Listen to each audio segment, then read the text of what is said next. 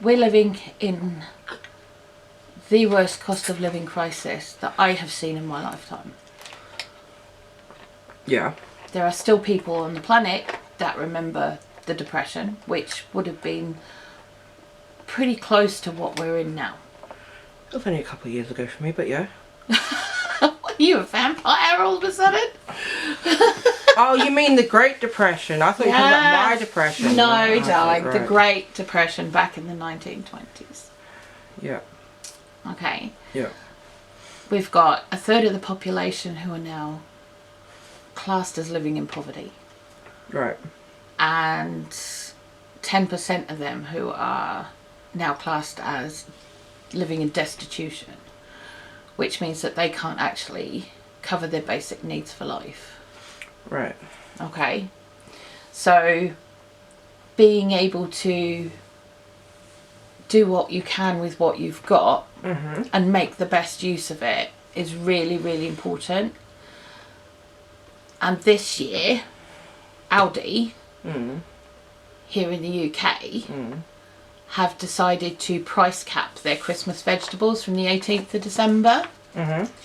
Which means that a 2 kilo bag of potatoes is going to be 15p.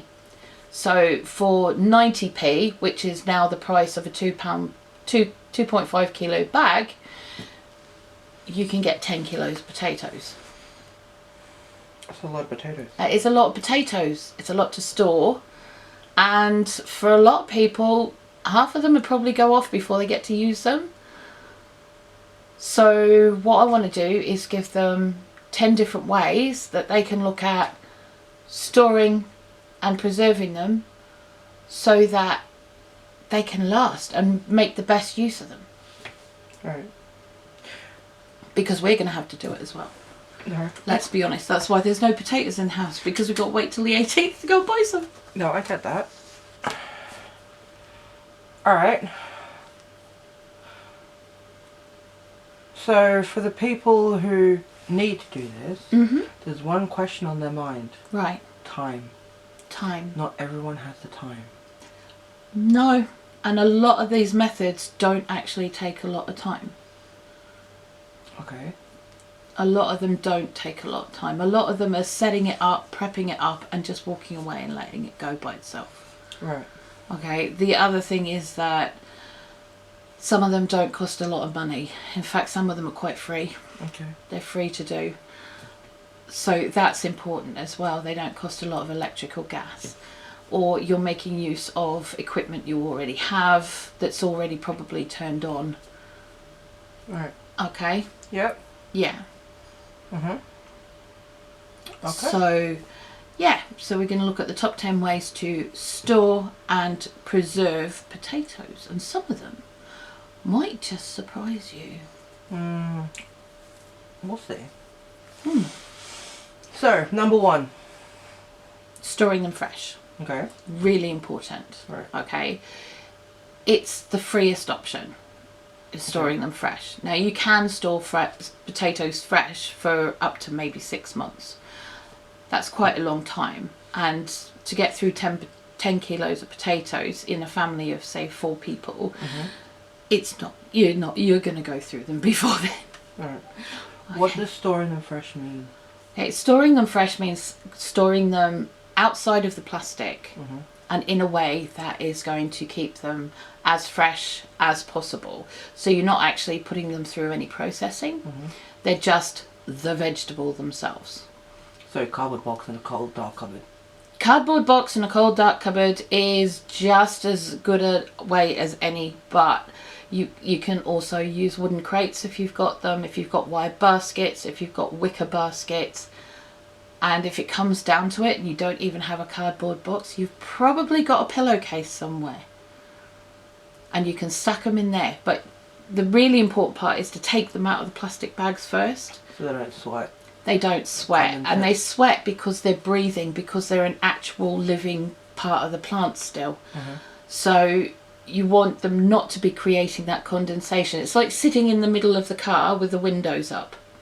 Okay? You sit in there for long enough and all the windows fog up and they start getting wet. Well, that's what happens with potatoes or any vegetables that are wrapped in plastic. they keep breathing and they create the condensation. Then they're sitting in their own sweat, literally. Tasty. Yeah, so it starts the rotting process, and you want to avoid that as much as possible. Okay. But definitely keeping them in a cooler place as possible is really important, because you don't want to activate them growing, because potatoes will grow from the potato. Keeping them in the dark, really, really important, because if you don't and they're in the daylight, they will have a tendency to go green. Now the green itself is not an issue because it's basically chlorophyll, but it's the saponins, and there's another chemical. What's the other chemical? I've got it written down. What's the other chemical? I don't know. Chlorophyll, toxins, solanine, and chalconine. I don't know. Chalconine. Chalconine, that's it. Calcanine. Chalconine, I don't know. Cacanine. Cacanine. Calcanines? I don't know. English, I don't know. English is hard. Yeah, English is hard. Those are not great, Right. and they will cause gastrointestinal issues, major distress if you eat it in big quantities. Now those two toxins tend to be more up under where it's gone green on the potato. Alright, so if you have a potato with a little bit of green, you can cut off that and not waste the rest of the potato. If your whole potato's gone green, I'd chuck it in the garden and hope that it grows a new plant, because you wouldn't want to eat that at that point. Alright, my last question for this is, for those who don't have a cupboard or a top dark spot like under the stairs or somewhere, how can you keep them covered? Is there a way to, what can you do then? So you want to keep them in the, say the cardboard box example, alright? As long as they are, you could close the cardboard box over the top of them. Yeah, and you should be fine as long. But you know, garden shed. If you're lucky enough to have like a cellar or basement, use that. You know, under the sinks, cupboards, that kind of thing. As long as it's away from places like the airing cupboard or the boiler cupboard, that kind of stuff. If your bathroom is the coldest place in the house, stick them in a box behind the bath.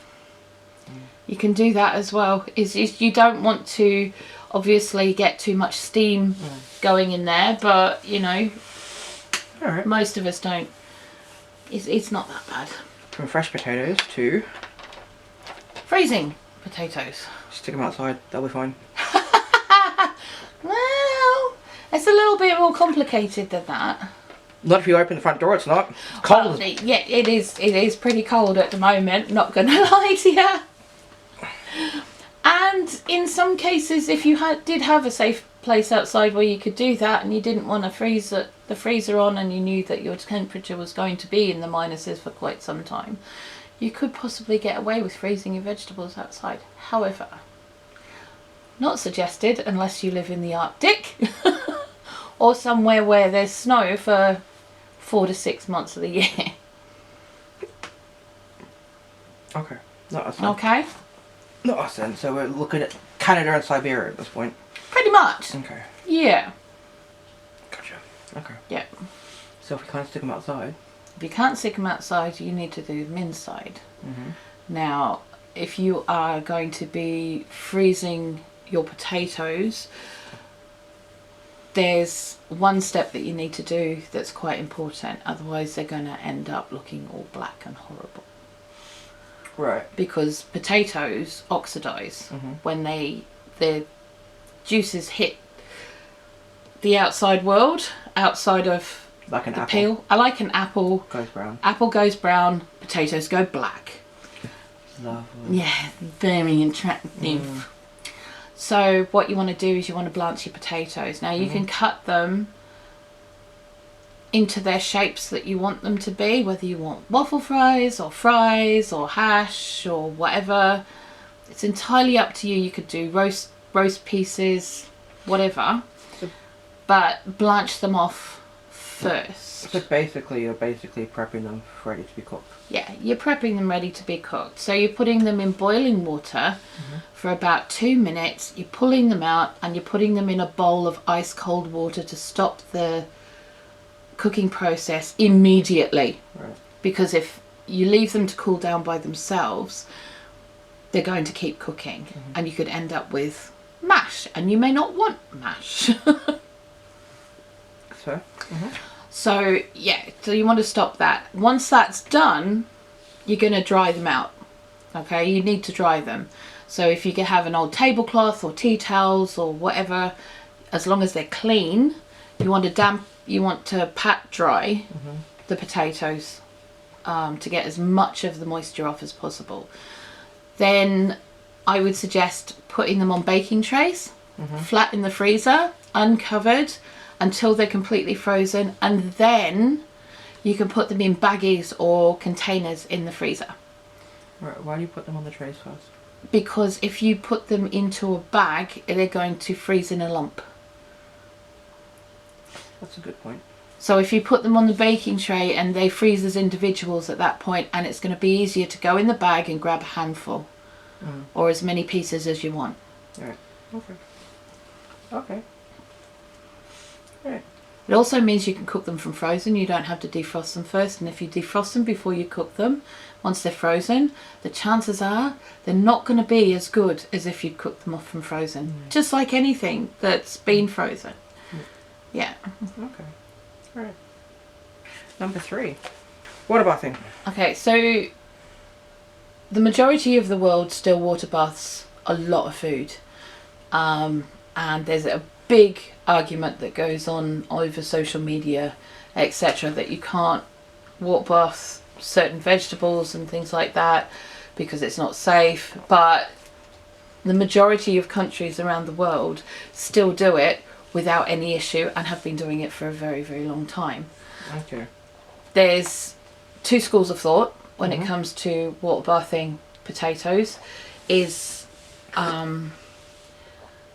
if you put a tablespoon of lemon juice and a teaspoon of salt in the jar when you're about to do it, you only need to cook them for water bath them for 2 hours. Right. Now this is one that's going to take a little bit of fuel, alright? However, it's also possible to do over a wood fire. Okay. As long as your pot's boiling. You keep your pot boiling, you can do it over a wood fire. So if your only source of cooking is wood fire, you can actually water bath over a wood fire. Okay. Or a charcoal fire or whatever. So for me, it's a really good option. The other idea is if you don't have lemon juice or vinegar or salt available and you've only got the potatoes and water, you need to cook them off for 3 hours. Right. And that's either in a pint jar or quart, which is 1 litre to the rest of the world. It's a litre jar. I don't have any at the moment. Right.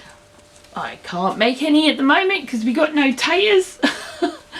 But on the blog, there are links to videos which are people that do this on a regular basis. They go through the safety steps, they go through everything on how to do it properly. Yeah. And so the link to the blog's down below in the description of the video. So Right. Okay. yeah.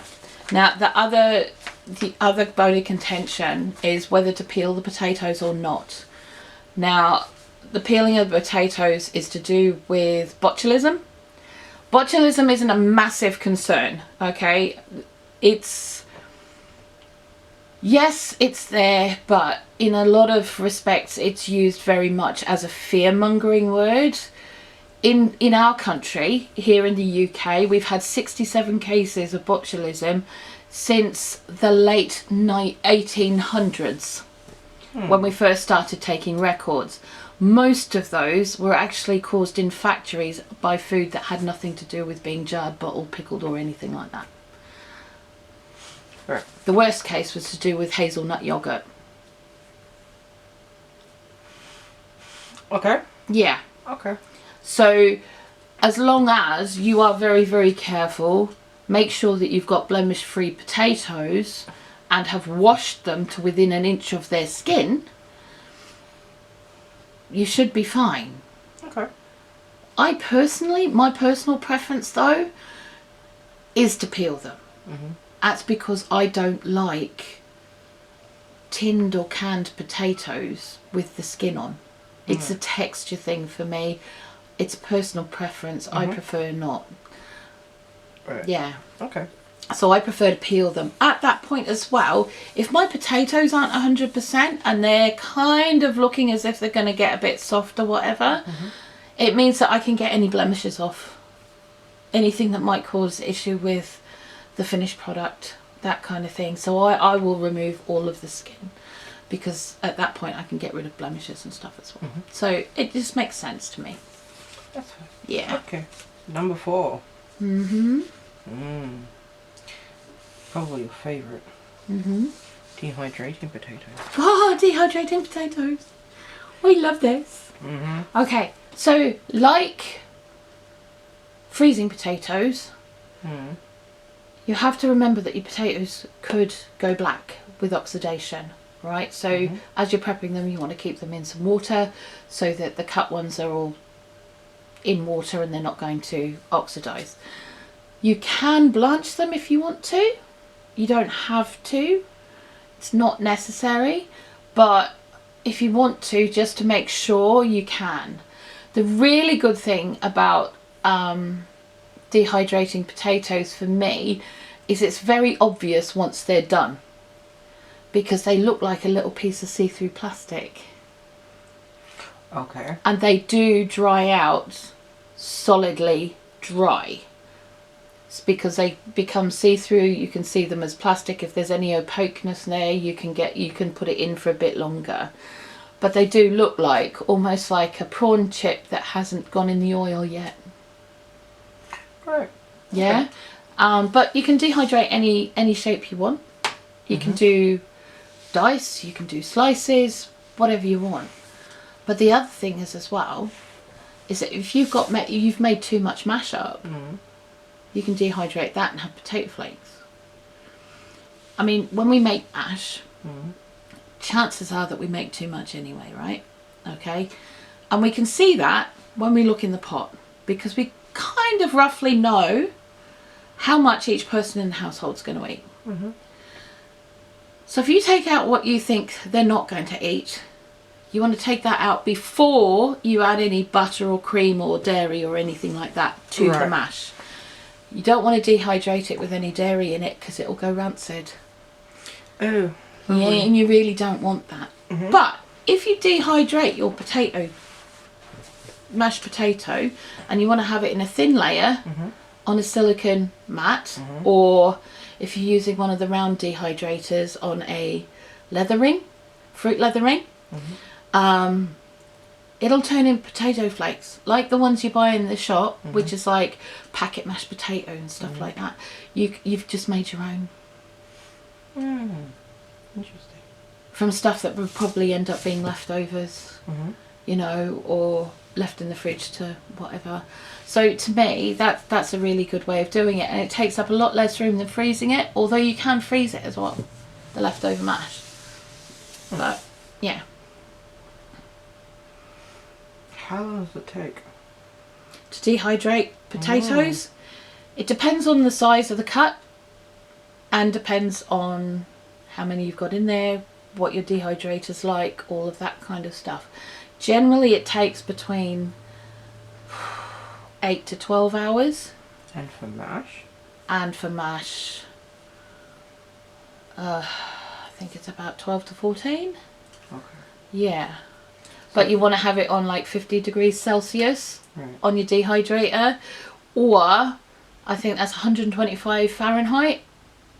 Give or take. Give or take, yeah. So if you've got a dehydrator you can change the temperature of, which as you can, you've got complete control of that, then yeah, do it that way. Right. Okay. Fancy. But always do your own research. Any of these, you want to make sure you do your own research. Yeah, Fermenting potatoes. Fermenting potatoes. Now this is an interesting one for me. I didn't know you could ferment potatoes. Of course you can ferment potatoes. That's what gin and vodka is. No, it's not what gin is, but it's definitely what vodka is. But not that kind of fermented potatoes. See, that's the juice of potatoes. I'm talking about the actual potatoes. You can ferment them. As you would ferment any other vegetable. Okay. Okay, the only difference between a fermented potato and a fermented carrot is the carrots you can eat raw. Potatoes, it's not suggested to do that. You need to cook them. But you can cook them like you would a raw potato. Okay. So you can roast them, you can boil them, you can chip them, you can mash them, you can do pretty much anything. The only difference is, apparently, because I haven't tried them and I didn't, like I said, I didn't even know you could do this. Okay. Apparently, they taste like salt and vinegar chips. They taste like they've already been salt and vinegar. Well, I mean, they're fermented, that would make sense. Well, it would make it perfect sense. But, you know, it completely blew my mind that you could actually do this. So, in the blog, I've got links in there for people to go and have a look at people who've already done that. I'll do my own videos, but they'll be probably next year. We ain't got no spuds. So, you know, but I have this. Now, this is one of my Asian pickle jars. A lot of people know these as kimchi jars, but you can use these for any kind of fermentation or pickling that you want to do. Alright, so I will probably do mine in one of these. Now, the beauty of these is that you can see what is going on at a look, and you don't have to, like, burp the jar or anything like that. And the way you seal it is just putting water in the moat, and it allows the gases to escape, built up gases to escape without breaking the seal. So it's kind of like, these kinds of jars have been around for thousands of years, ever since people started doing fermentation.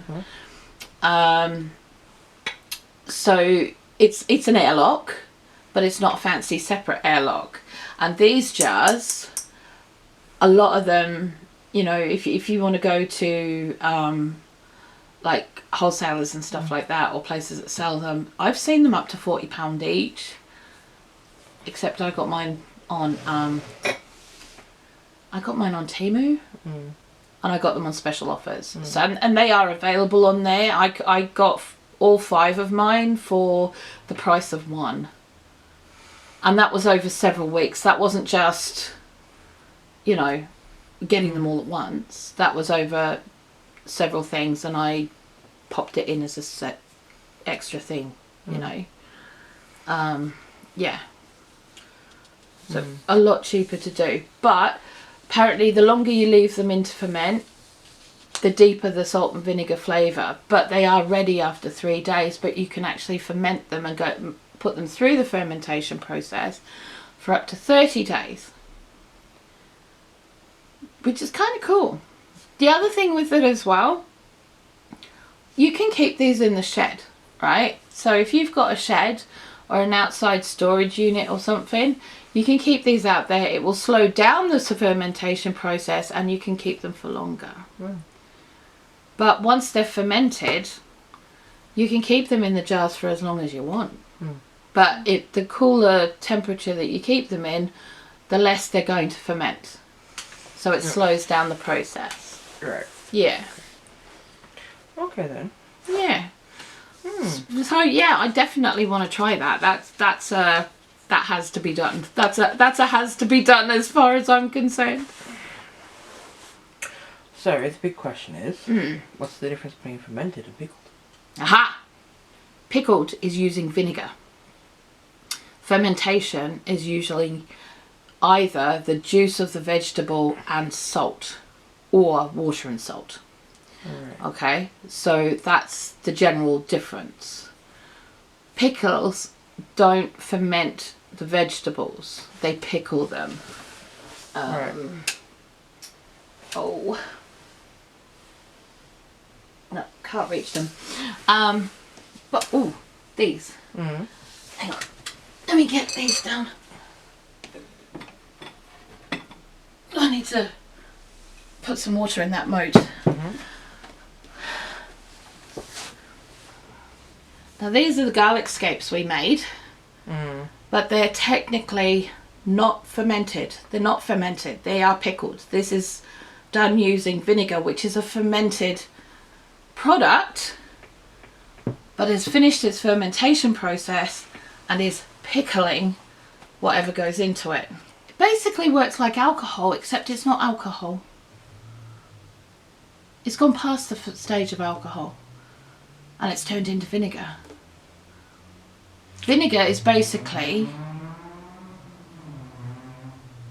booze, or for instance for apple cider vinegar, which this is, it would be apple cider vinegar is cider that's gone past the point of alcohol and changed into vinegar because it doesn't have any sugar in it.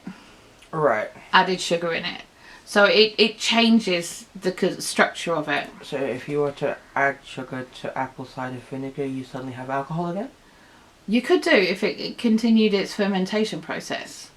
It only works on the natural yeasts. You don't have to add any other yeasts to it. Okay, right. But if you look at wines and winemaking, you can get wine vinegar because you've left wine in the fermentation jugs too long and it goes really yucky, but there's no actual alcohol content in it. But it does turn to vinegar. But it does turn to vinegar. Right, okay. Yeah, so that's basically what it is. Right. But yeah, it's no longer fermenting. Alcohol still ferments. It gets stronger and stronger as the longer you leave it for. I have found that. I've done that before. Yeah, well, case in point, the slow gin we've got, slow vodka I made 3 years ago. These days, all you have to do is lift the lid off and you're on the floor, you know.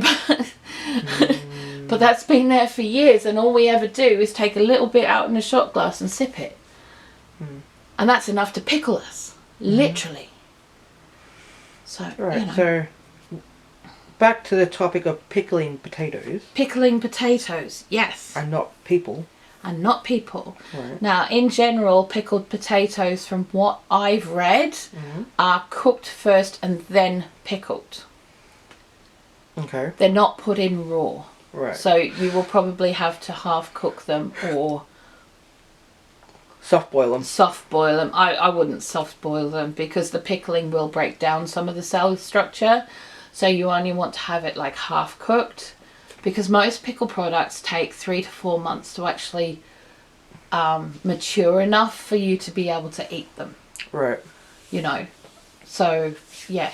Okay. Interesting. Yeah, another one that I didn't know you could even do, but apparently you can. It makes sense to me. Yeah. Number 7. Number 7. Yes. What's number 7? What is number 7? Pressure makes potatoes. Pressure canned potatoes. Yes. Okay. Yeah. Now, as you know, I don't do pressure canning. I do not do pressure canning. I don't even have a pressure cooker in my house, let alone a pressure canner. Because when we lived in Yass, I found one. This was, what, 25 years ago? I found one in the charity shop in Australia, deepest, darkest, rural Australia, with no Google. That you knew of at the time? Yeah. Because I've actually been to the deepest, darkest rural Australia. And yeah, well, I've been to pretty darker than that as well, but you know. The point being that I'd found this thing in the charity shop. It had all the instructions with it, but it had no actual instructions on what to do as far as what to put in the jars and how to do that. So I'd had to go to the library and wait 3 weeks for books to come through. Right, so that was the old Google, which is fine, and I don't mind that, and you should be using your libraries. So I did what it told me. I followed it to the letter, but your brother was 2. And if you remember, he was very handsy when he was 2, and he liked buttons and he liked pressing things and he liked doing all of the stuff, right? So while I'm doing other things at the table and I had the pressure cooker on the cooker, he'd gone, unbeknownst to me, and turned the temperature up. And again, 25 years ago, all the safety features that are now on pressure canners were not there. It was just like a giant pressure cooker, but one of the early canners. And all of a sudden it starts screaming, and I'm looking at it and I'm like, this isn't sounding very right at all.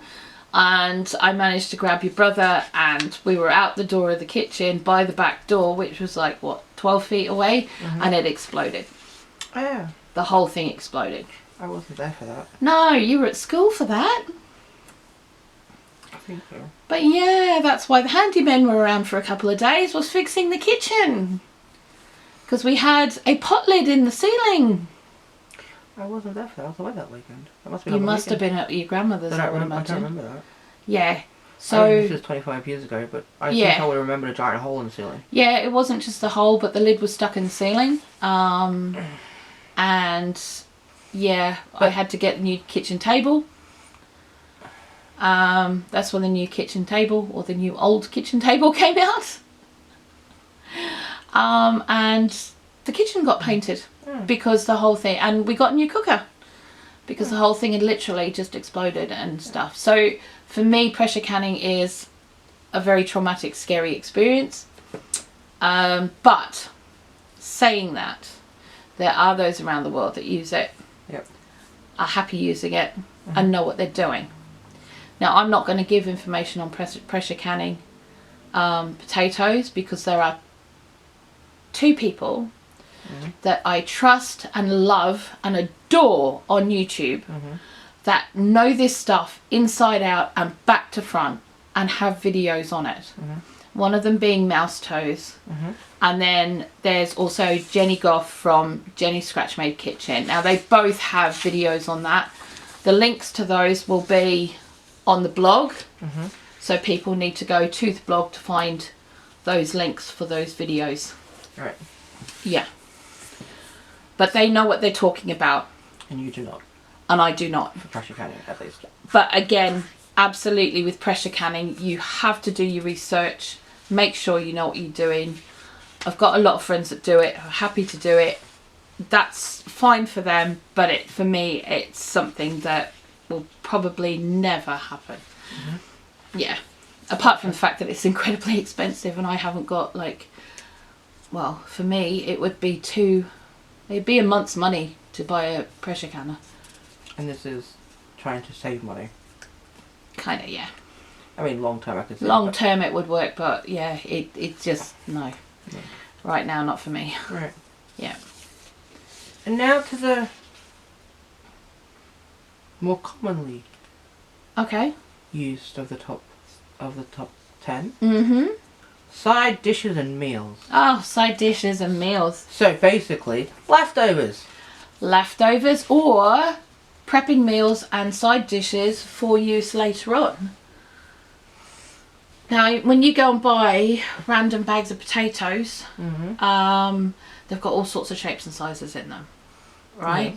So if you're wanting to do freezer meals or things like that, you want to check out your sizes of your potatoes. If you've got lots of little ones, you want to make use of those. If you've got middle-sized ones, make use of those. The really big ones, you'd want to keep for things like jacket potatoes and probably keep fresh, you know, for a baked potato.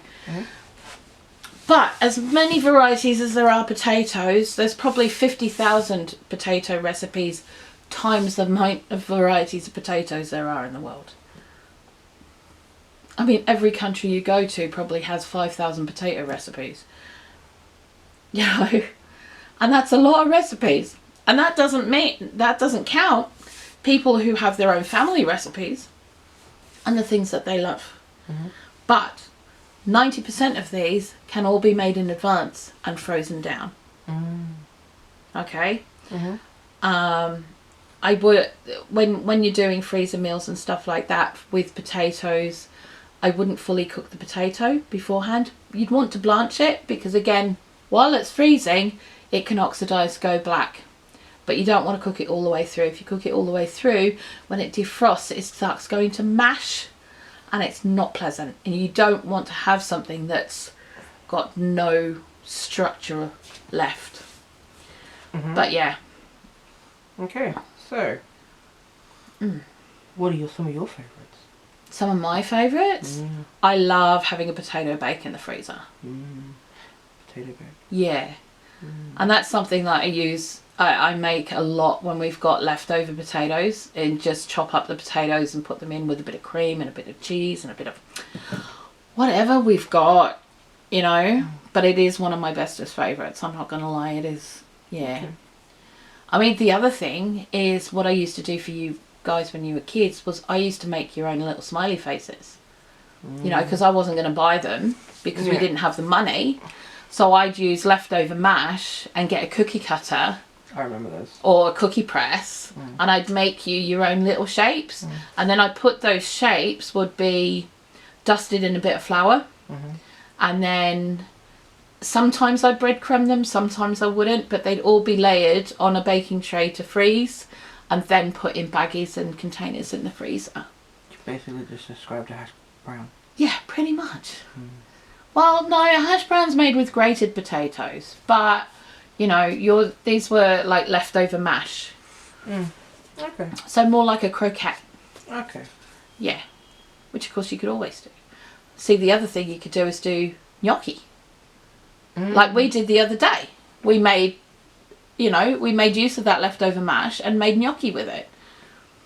You know, you can do things like that, and you can freeze gnocchi. Yes, we can.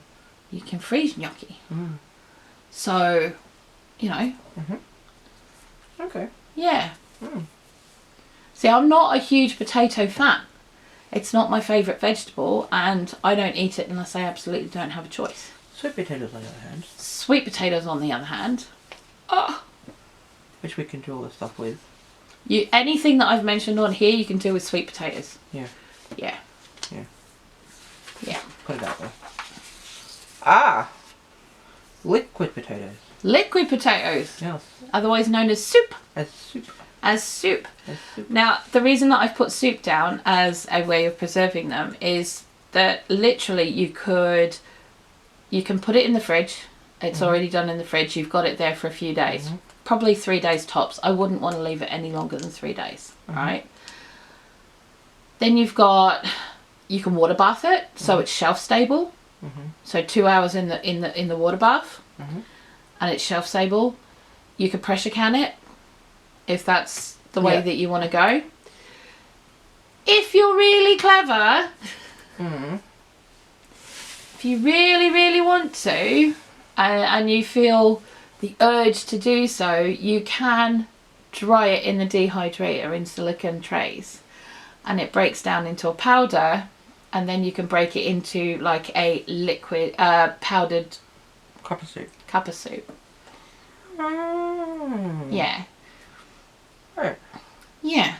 Good to know.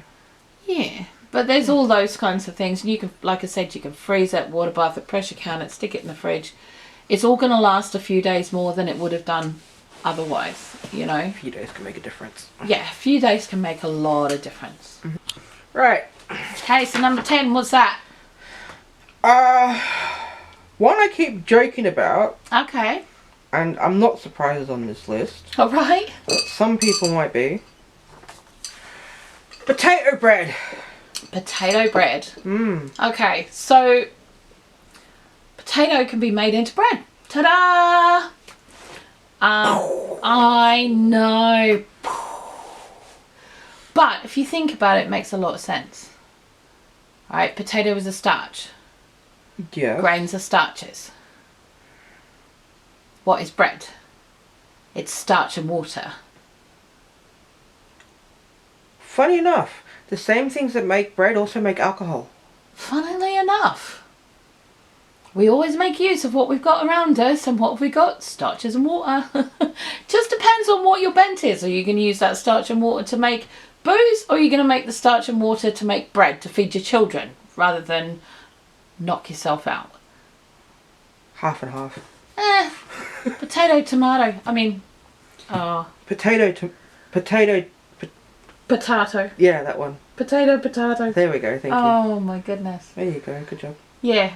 So, there you go. So, starches. Is it children safe or is it adult safe? Both. Both. Both. But if you think about it, it's potato, water, and yeast. So the same 3 ingredients that you need for making bread, you need for making booze. But we are talking about making bread. Somehow I feel like there was an 11th one on the list that missed pepper. Yes, because it's not food. It's got potatoes in it. It's one of your 5 a day? No, I'm not sure vodka counts as a 5 a day. But there are recipes for potato bread out there. And one of the most famous potato breads is known as farls. And that's an Irish bread, which is like a flat bread or a griddle bread. Of course it's made by the Irish. That's just rude. Don't be rude. I'm not being rude. But they are Irish farls, and they are a potato type bread that are made on the griddle. So, yeah, it's a fry pan bread. Okay. So it's cool. Yeah. Right. Does potato bread keep longer than normal bread? No, it keeps about the same time. Okay. But it does mean that if you've only got a certain amount of flour, but you've got more potato, then you can mix the two to make potato bread. So you're not using up all your precious flour because you've got more potatoes than flour. Right.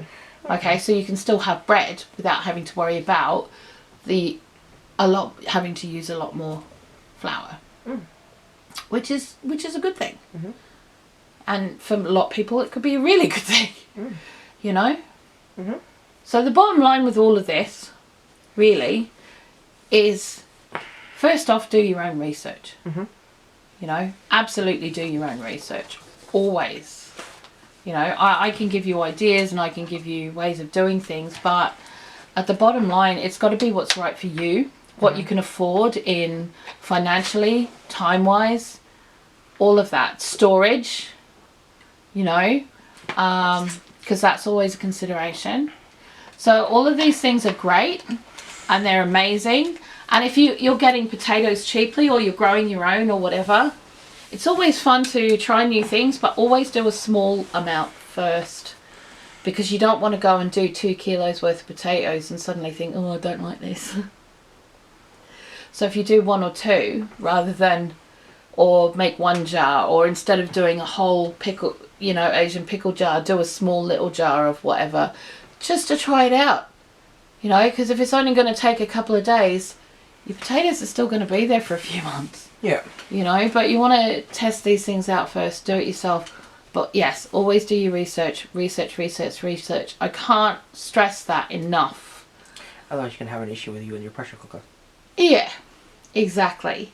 You know, and the other thing is, all of this information is written on the blog, which the link for is down below in the description of this video. All the links to everyone else's blogs, where the recipes are, where the instructions are. There could be blogs, videos, all sorts of stuff. Where there needs to be videos, there are videos. Where it's okay to have a blog, there's a blog post. So I've made sure that I've put as much information as I can out there. But, you know, it's potatoes. There's 20 million different blog posts about potatoes. That's a lot of posts. It is a lot of posts. So do what's right for you and go from there. But those are some ways that you can make best use of potatoes as they come in. You know, and it just makes life easier for you and your family at the end of the day. Even if you do a little bit each day. You know, for half an hour, or whatever. You know? Yeah. It's a good thing. It is a good thing. And you never know. I mean, you think about it. If you've got 10 kilos of potatoes, say for example you do 2 kilo bag of chips, that's already 3 or 4 quid you've saved yourself. You know, and that's cost you 15p with a little bit of work. You know, if you're doing potato bakes, to go and buy a potato bake as a ready meal is anywhere from £4 to £6, and they are expensive because they are a specialty one. You know, yes, you can buy frozen mashed potatoes, but really, do you want to? Really? If you can make it yourself. And some people don't have the space in their freezers. So why buy the frozen mash to start with? I was just making a point, okay? You didn't have to shoot me down in flames like that, okay? You know, I was just trying to be considerate of the people who don't have, you know, people like me who only have a lunchbox size freezer, okay? Oh, well, you have another freezer. You just choose not to use it. I don't have enough reason to use the other freezer. Well, that's fine. And that's cool. And I get that. That's not the point. We're not picking on my freezer, okay? No, we're not picking on your freezer. And we're not picking on anyone else's freezer. But I'm just saying there are options there that will suit everybody. And that can be done safely by everybody, no matter what your income is. You know, choose the ones that are right for you.